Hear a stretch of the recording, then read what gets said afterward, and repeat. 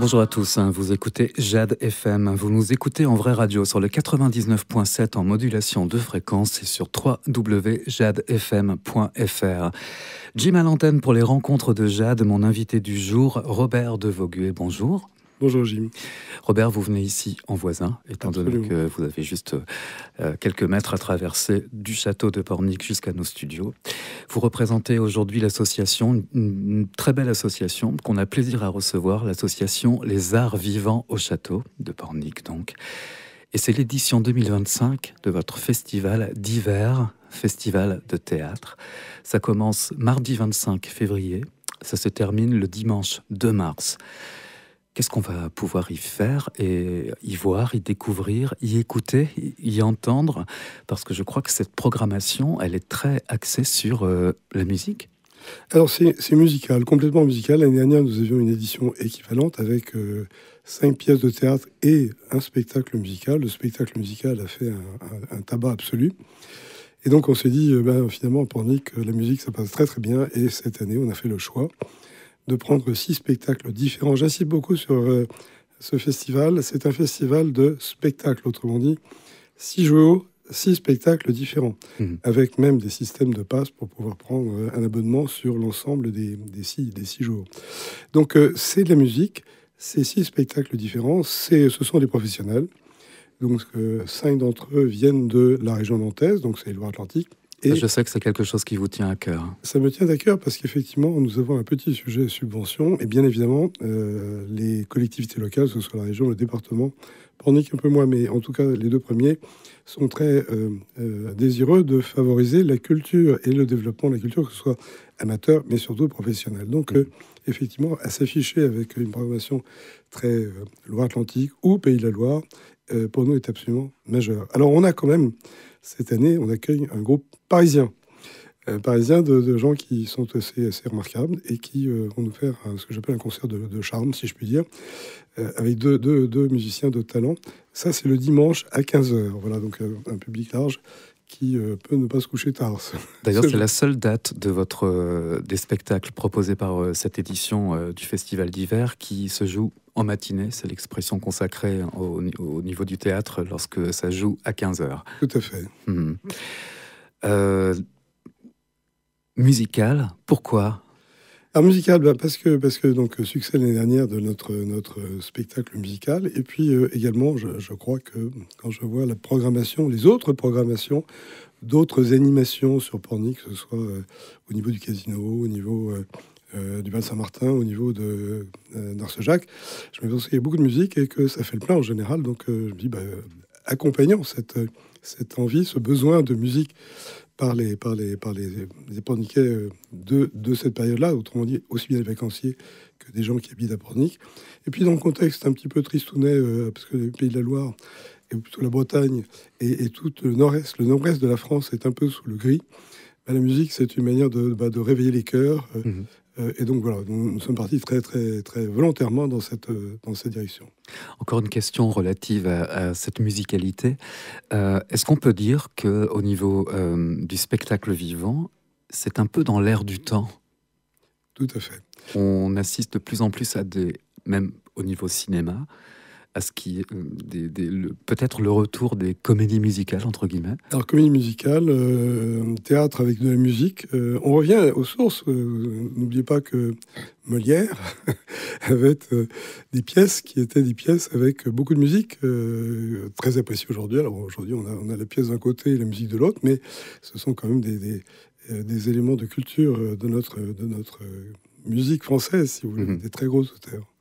Le premier spectacle, c'est mardi 25 février, donc tout est dans le titre Concerto Lirico Comico. Là, je le prononce avec un accent, je ne sais même pas d'où est-ce qu'il vient, mais le Concerto Lirico Comico. Alors, c'est un bonheur. Écoutez, c'est quelqu'un qui est très connu à Pornic, c'est Nadine Arnaud-Drouel, qui s'occupe beaucoup des tréteaux de Pornic, et tout le monde... Pour le spectacle que nous avons vu des tréteaux de Pornic, c'est que Nadine chante remarquablement bien. Chanteuse lyrique, oui. C'est une chanteuse lyrique, et elle se prénomme même un peu le comique dans le lyrique. Et sa partenaire, qui a un pédigré absolument prodigieux, de meneuse de revue à Paris, et que j'ai eu l'occasion de croiser il y a très très peu de temps, s'est mise avec elle donc pour un spectacle qui va être extrêmement plaisant. Je pense que la salle sera probablement associée et invitée à reprendre certains passages hyper connus du répertoire lyrique. Le lendemain, le mercredi 26, donc, The Magic Beam Sisters and Robert. Alors Robert, oui, je suis ravi, Robert, parce que Robert, c'est un prénom qui se perd, et quand je vois dans un spectacle le prénom Robert, je suis ravi. Alors, Magic Beam Sisters, c'est du swing, c'est les années 40, 30, 40, 50, voilà. C'est jazz, swing et humour, beaucoup d'humour, avec une équipe assez remarquable, vous verrez. Le jeudi 27 février, Elle au pluriel. Alors Violaine, c'est un one-woman show avec une femme qui a une voix absolument remarquable et sur un spectacle qui est très étudié. Donc on va pas s'ennuyer. Grand talent, grand talent. Le vendredi 28 février, Paqueno.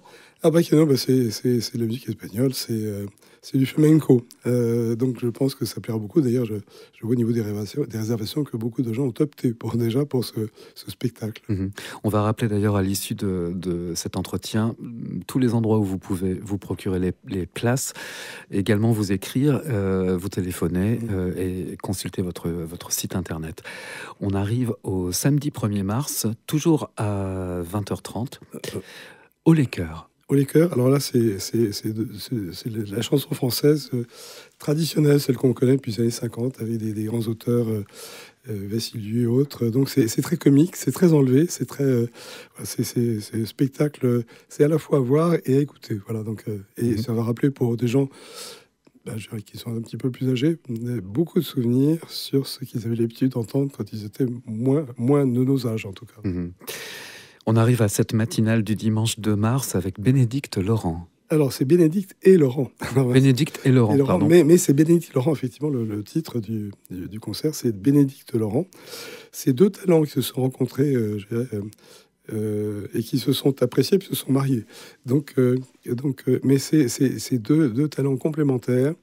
C'est beaucoup d'humour, c'est beaucoup de charme. Donc, je pense que ce sera un très bel après-midi.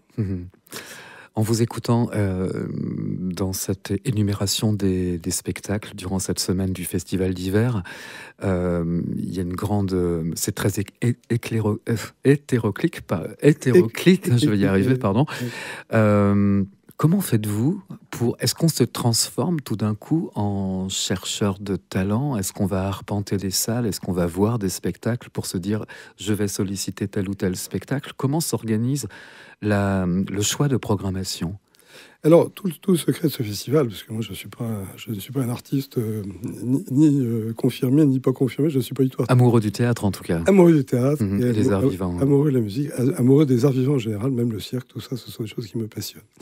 Alors, les deux éléments forts de cette équipe, si je puis dire, c'est un Nantais, Jean-François Daniel, qui est un homme de théâtre, qui écrit des pièces, qui est venu jouer ses pièces à Pornic, et qui est un peu ma tête chercheuse à Nantes. Donc il connaît très bien le milieu professionnel de Nantes, et quand je dis on fait musique, eh bien il trouve musique. Quand je dis on fait théâtre, il trouve théâtre.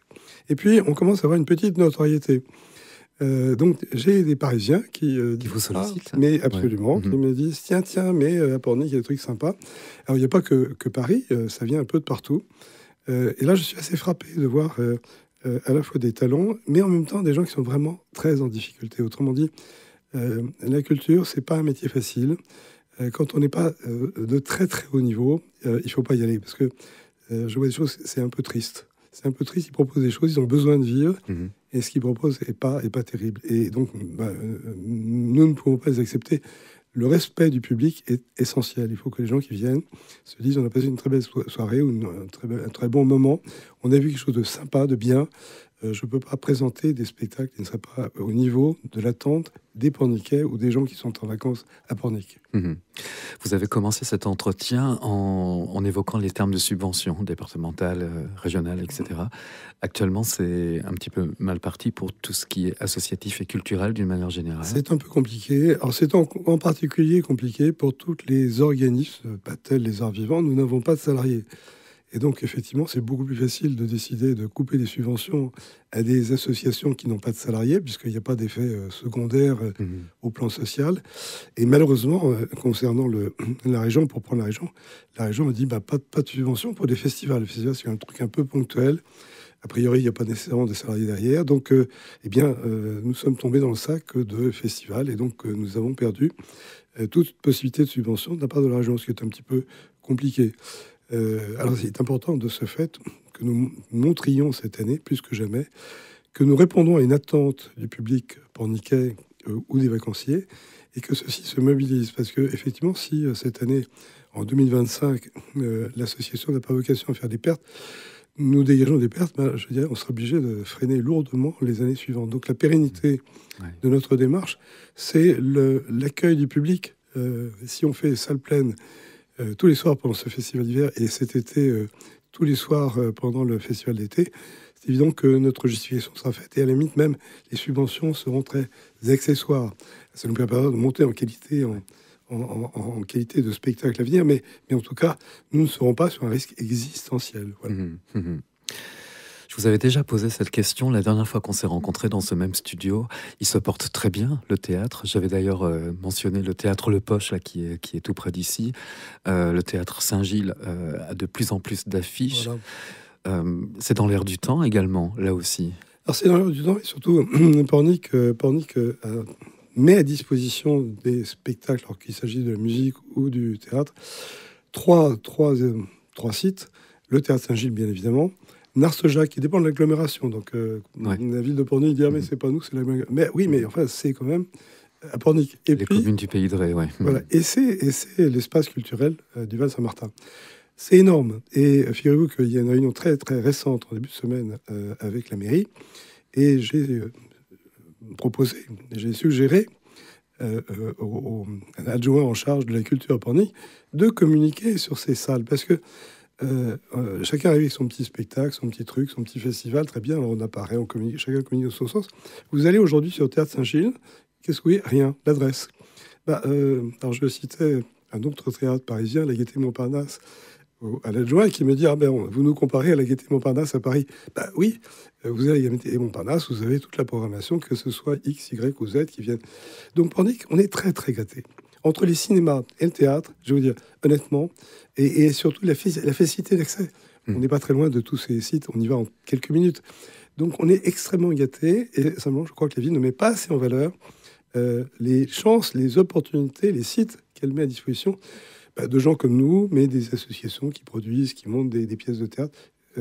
Pornic est une ville très riche en termes de culture, très riche. Oui. On a beaucoup critiqué Pornic il y a 20 ans parce que c'était que du sport. Je peux vous dire qu'aujourd'hui, la culture est très très bien placée à Pornic. Et d'ailleurs, je crois que sur un total de 320 et quelques associations, alors je ne connais malheureusement pas le chiffre exact des associations culturelles, mais elles sont grandissantes. Elles sont grandissantes. Et alors, vous savez qu'il y a 3 thèmes dans l'associatif. Il y a le sportif qui est structurel, important, en particulier pour les jeunes. Il y a le caritatif qui est extrêmement important, et bien évidemment il y a le culturel. Ce sont les 3 pôles, et le 3e pôle qui était, je vous dis, très très marginal il y a quelques 20 ou 30 ans à Pornic, aujourd'hui c'est devenu majeur. Et c'est bien, Allez au spectacle en tout cas, et venez en parler à la radio, pourquoi pas, parce que nous sommes également un média, un relais en tout cas, média local, et venez en parler comme vous le faites aujourd'hui, Robert de Vaugué. Pour réserver vos places, alors, c'est très simple. Les guichets des offices de tourisme, Pornic, la Bernerie-en-Ré, les Moutiers-en-Ré, la Plaine-sur-Mer, Préfaille, Saint-Michel-Chef-Chef et Villeneuve-en-Ré. Vous pouvez vous rendre directement au guichet de ces offices de tourisme.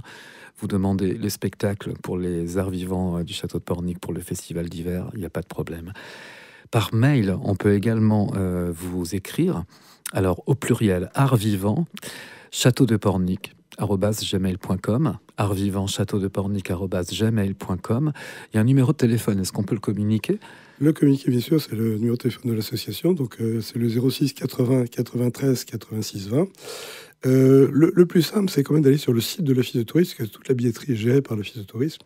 Et donc là, vous avez, d'ailleurs, qui relaie remarquablement bien ce festival, vous avez accès direct, alors non seulement à la réservation pour un soir, mais la possibilité d'utiliser les passes les tarifs de groupe, en fait, toutes les facilités pour avoir des places pas très chères. Et puis, il y a votre site internet également.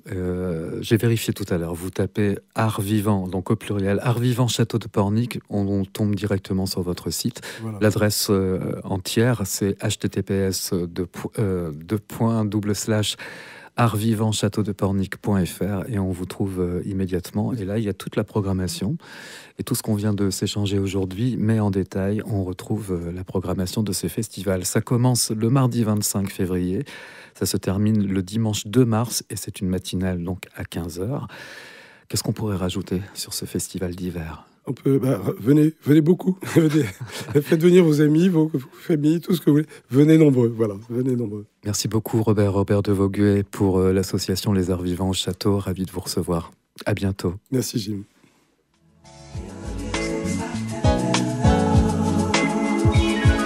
Jade Rencontre, c'est tous les jours à 13h et 19h.